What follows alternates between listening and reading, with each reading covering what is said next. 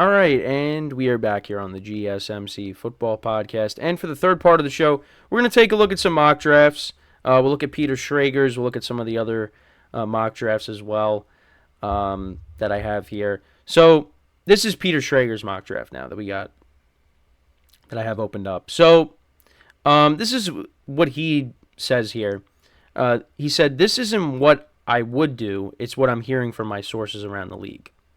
So, and I think Peter Schrager is a reliable source when it comes to, all things NFL. Again, we'll see if he ends up being right. I mean, the first pick, pretty much everybody is in agreement, and that is the Bears taking Caleb Williams, quarterback from USC. I mean, there's no indication that the Bears are going to go in any other direction with that. If they're going to take another quarterback, a different quarterback. But it's going to be Caleb Williams. Then after that, it's, all right, well, we'll see. We'll see what ends up happening. But the Bears will be getting Caleb Williams. And, again, like I've said, I think he's going to be stepping into a good situation. And, again, I know I said this on a previous show, but it's weird. It's strange saying that.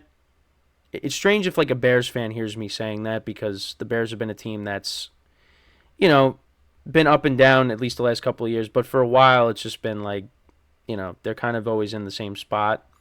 But the Bears are trending up. I do feel like they are. And I like a lot. I really do like what they have done this offseason, the moves that they've made. And I think their rookie quarterback is stepping into a good situation with the playmakers around them. You got Keenan Allen and DJ Moore, solid 1 and 2 wide receivers. Keenan Allen was a number 1 with the Chargers. Now he comes over. So you got a 1A and a 1B. Then you got Cole Kmet, who's really developed into a solid tight end. And then you got DeAndre Swift, Khalil Herbert, and Roschon Johnson coming out of the backfield. So, you got running backs, you got receivers. The offensive line probably could still use more work. The defense was improving. So, I mean, stepping into a good situation. So, we'll see what ends up happening. But so, yeah, he's got Caleb Williams going number 1. Then going to the Commanders is LSU quarterback Jayden Daniels. So, and he was the Heisman Trophy winner as well. So, it's probably going to come down to, it's going to be either Jayden Daniels or Drake May. That's probably what's going to end up happening is either, Jayden Daniels or Drake May is going to go 2, and then the other's going to go 3. So it seems like Jayden Daniels could be the number 2 pick. Well, that's what Peter Schrager has here. And then Drake May from North Carolina, he'll go to the Patriots at 3. Because, again, these are 2 teams that need quarterbacks. The Commanders, they signed Marcus Mariota. They traded Sam Howell. So Marcus Mariota could be the bridge guy because he has been that in the past. He was with the Falcons with Desmond Ridder, but Desmond Ridder is clearly not the guy, and now he's in Arizona. So, yeah, that ended up not working out.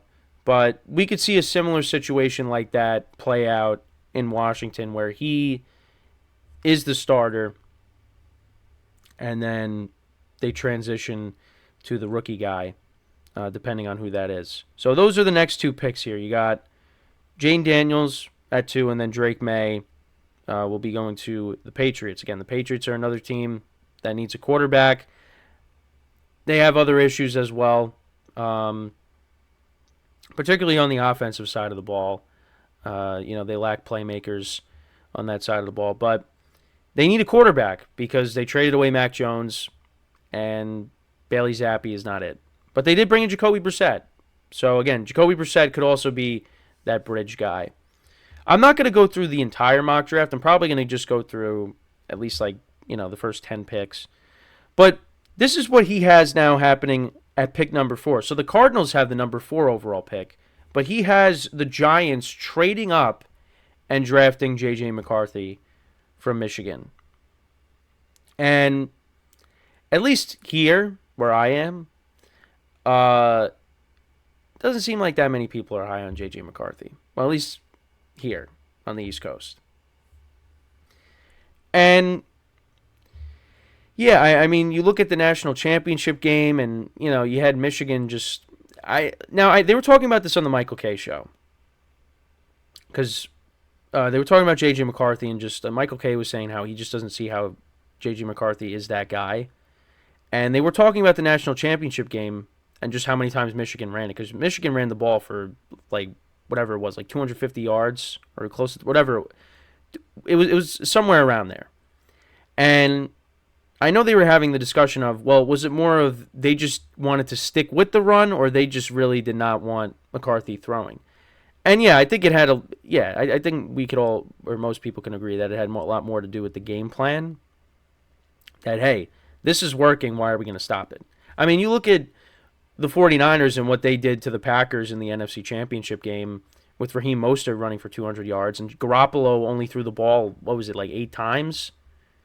It was something like that. It was something ridiculous. So, yeah, it's like, if it's working, let's keep doing it. Now, again, I'm not going to pretend like I'm an expert on all these guys.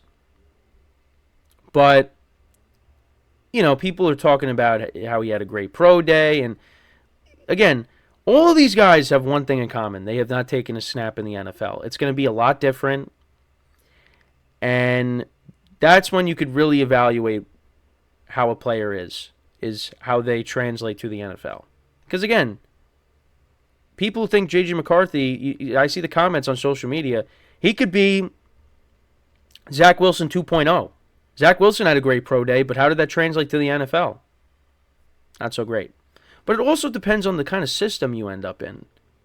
Because Zach Wilson ended up with the Jets, that wasn't a good situation for him.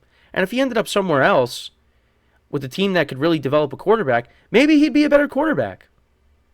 I don't know. But, J.J. McCarthy to the Giants, I don't know. I don't know how I feel about that. But it could be a smokescreen, because, again, Joe Shane was saying how, you know, everyone expects them to take a quarterback, but maybe they stay at 6 and they take a wide receiver. We'll see. But we'll find out next week what they end up doing. But for me, I think the Cardinals stay at the number 4 overall pick, and they take a receiver because they need one for Kyler Murray. But Peter Schrager does have here, like they get the 6th overall pick. I mean, you still could get a top receiver. Now, he has Marvin Harrison Jr. going to the Chargers then at pick number 5 because the Chargers need receivers. Their receiver depth is thin.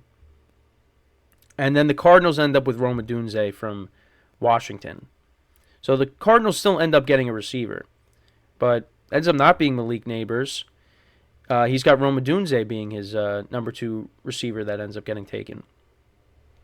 So that's interesting because I know most people would have Marvin Harrison Jr. and Malik Neighbors at the 1 and 2, but Rome Odunze, at least here, he has him going at number 6.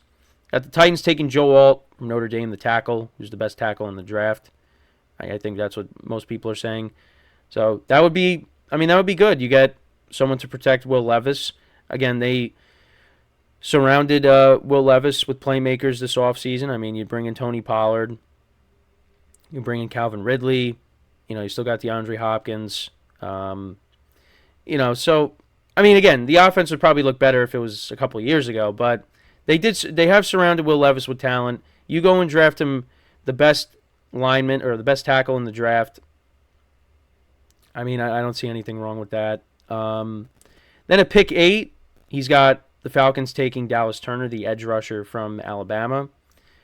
I think their first pick's probably going to be defense because offensively, you know, you got a lot of weapons, and you got Kirk Cousins. So now it's you want to load up on defense as well. Actually has the Colts trading up, getting Malik Neighbors at pick number 9, trading with the Bears. So, and you know what, the Colts could probably use another receiver. So we'll see. I mean, I don't know if that's going to happen. The Bears, I think, might stay there, but we'll see. They got then he's got Brock Bowers going to the Jets from Georgia. Another weapon. I know when I was talking to my coworkers last night, who are Jet fans, I said like, "Oh, who do you think the Jets are going to pick?" Or who do you want the Jets to pick? And they said offensive line. But We'll see if they end up doing that or if they end up taking another weapon. They got the Vikings taking a corner, so that's interesting. I see the Vikings, but I mean, at least here Schrager says that doesn't mean that Minnesota's done with the quarterback room. I guess maybe because they take one maybe later in the draft, but yeah, I don't know. I mean, Sam Darnold is not the answer. So yeah, they got. So he's got them taking Terrion Arnold from Alabama, the corner. Then he's got the Broncos taking the edge rusher Latu. I hope that's how you pronounce it. That's from UCLA. Then he has the Raiders taking. I can't pronounce this name. This is from Penn State. The tackle, Aluminurwa Fashanu. I apologize if I just cannot pronounce that name. But yeah, the Penn State tackle. So we'll see if they end up doing that. Then you got the Saints taking a tackle from Oregon State, Talise Fuaga. I hope that's how you pronounce it.